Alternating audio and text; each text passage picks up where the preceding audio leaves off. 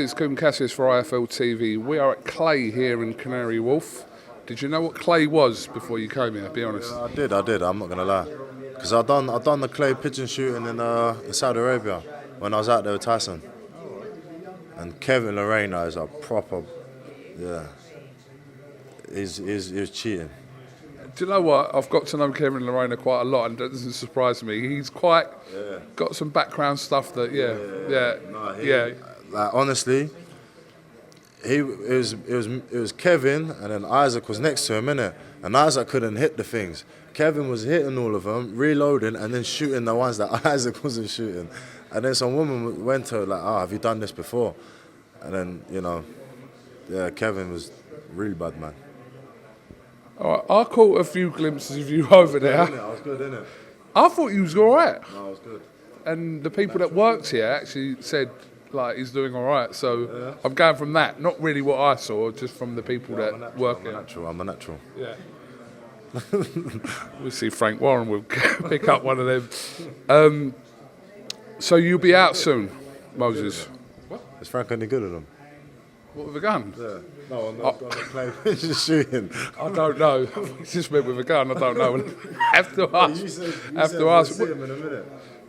No, we'll see. Hopefully, Frank have a go. That's what I meant. Oh, sorry. I thought this might have been his sport or something. I don't know. I don't think it is, but we'll have to ask Frank anyway. 2nd of November, next day. Out again. Last time out, we spoke. I know we spoke after your fight, during the week, etc. Have you had the credit? Have you had the credit for what you did to work? I don't know. I haven't really been on my social media that much. I've just been keeping my head down, looking for my next date, next victim, and yeah, I don't really look at social media no more. Do you know what it is? When I first turned over, I was looking at everything, and I just got like, there's so many. I was like, if I sit here and read every single thing that everyone's telling me, I want to have some problems, and I ain't gonna have enough time anyway. Well, listen, we spoke, like I said, immediately after your win, and listen, whether people give you credit or not, I think kind of people who have an opinion in the industry know that was a good win for where you are in your career and kind of how tough it is to do that to someone like Wack. I think, yeah. No, it was a good win, and the thing is as well, I'm not gonna lie, I was a bit shocked that it came in the second round. I knew I was gonna stop him, but I didn't think it was gonna be that early. And even like Ben and that, they think that they thought that I was gonna stop him as well, but they thought that maybe later on. And then they was actually surprised. They reckoned how composed and that I was. And that was like kind of the main thing. With that fight, it was more about being composed, conserving energy, and I showed it that fight. You know what I mean? So on to the next one, innit? I know after the fight everyone gets gassed and everyone's like, right, who we're fighting now? Yes, Fraser Clark this and all this. And this is great, which is brilliant, and we know you'd fight him, etc. Obviously Fraser's rematching Fabio Wardley, etc. But for your next opponent, is it going to be someone kind of above where you fought with Wack? Is that what you're looking for? Well, that's what I'm looking for. I don't know if that's what I'm going to get. Do you know what I mean? I've been calling people out for I don't know how long now. So the fights that I want and the fights that I get sometimes ain't on the same page. But I've got trust in my team that they're going to move me at the right pace. Obviously, like I said, them names that I've been calling out after my last fight, they're the names I've been calling out since the beginning of the year. And it's just only like now people are starting to clock on, so it's like maybe this is in good timing.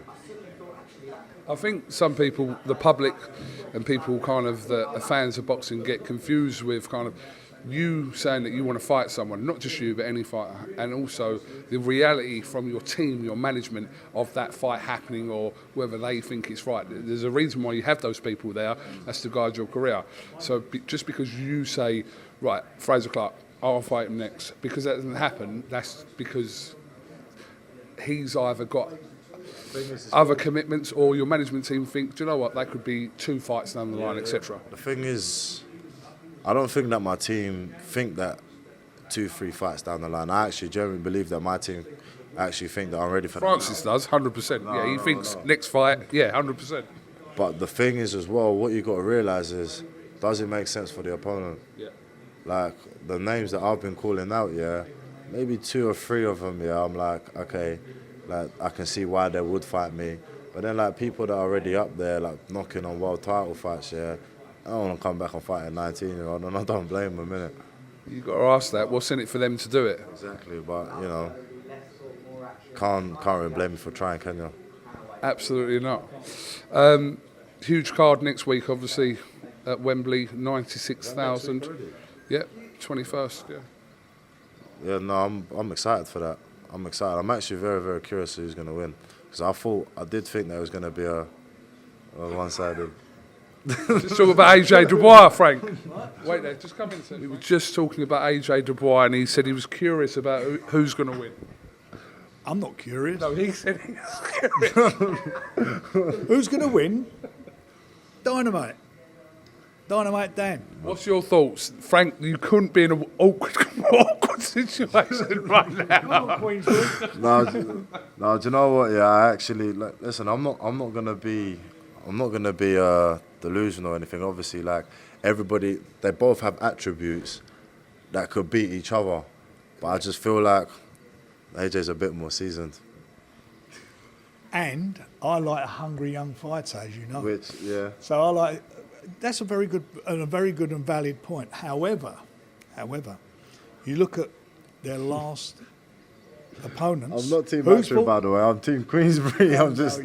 If you look at, like I said to you in our interview, you look at their last few fights. Daniel's fought the better quality opposition. Yeah, 100%. Yeah, and he's had to grit his teeth in the 3 fights. 2 of them all against undefeated fighters, 3 undefeated fighters, and done what he had to do. So this is, the favourite's AJ. He's the favourite, bookmaker's favourite now. But Daniel was the underdog in the last 3 fights. Yeah, that makes sense. No, but you know what it is? I thought AJ was gonna do it, like no doubt. And then I watched that thing with that TNT made of Daniel yesterday, and I was like, okay, now I'm starting to think that this is a more close fight than I thought it was going to be. Do you know what I mean? I was like, obviously with Dubois, he's got a good jab and he's got a very good chin as well. People actually don't realise that. Like, he's never actually been like knocked out or like been like unconscious on the floor, having to get up from that. 3 times he's been on the floor. Like, it's never really been like a worrying 3 times. You get what I mean? And like AJ has, so it's very interesting. It is very interesting, but I'm slightly leaning towards AJ.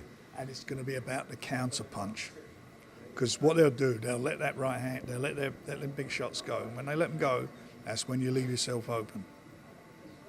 Frank, just before. Hard. And what else? A detonator. Jab.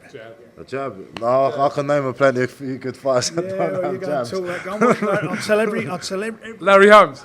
Every heavyweight, go and watch Larry Holmes. Larry Holmes had a very good jab, but there are some fighters there that, But these guys got 2 good jabs, and they're not going to they won't lead with big shots. No, they'll work off the jab. There's no doubt about that. And as I say, the counter for me, that's going to be the telling point. It's going to be how they respond to the first hurtful punch. Frank, let me just ask you a quick question about Moses just before we finish. Great win. In his last fight against Maris Wack, and no one's really done that to Wack that early in his career. He did whack. He's out in action soon, Frank, but just ask him about his level of opponent now. Are we keeping with that kind of Wack mentality, or are we going to whack 'em all next time? We're looking now to step him up, but he's still a teenager. He's 19. He's still got a way to go. So it's just learning and moving and in the gym, learning his craft and doing what he does. And what he's done up to now has been absolutely perfect. And I believe he'll continue to do so, because what he's got is a good jab. You look at that fight with Wack, all right? I agree. He sets up the punch, the big punch. A lot of guys when they're young and as they throw in their shots, they get carried away, they fall in, they close, they're on top of them. He gets his distance. He measures his distance with his punches before he lets them go, and that's why he done such a good job. 19, like you said, we're looking forward to the career of what is being deemed as the future of heavyweight boxing, Moses Itamua. So even though he's half backing AJ against Dubois, And we got some. Yeah, I'm gonna fire him. And we got some big news regarding Moses and Queensbury next week. we'll look forward to it. Frank Warren, Moses Itamua, thank you very much to IFLTV. We'll catch up with you next week, 21st of September. Riyadh season, let's go. Thank you very much. Thank you for having me. Oh yeah. Coogan Records, are you any good at the Shooting people, Frank, that's what... Yeah. not people, sorry, the screen.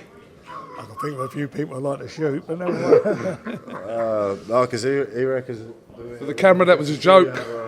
Have a go on Get up and have one quick go. Thank you. Come on, let's have a look.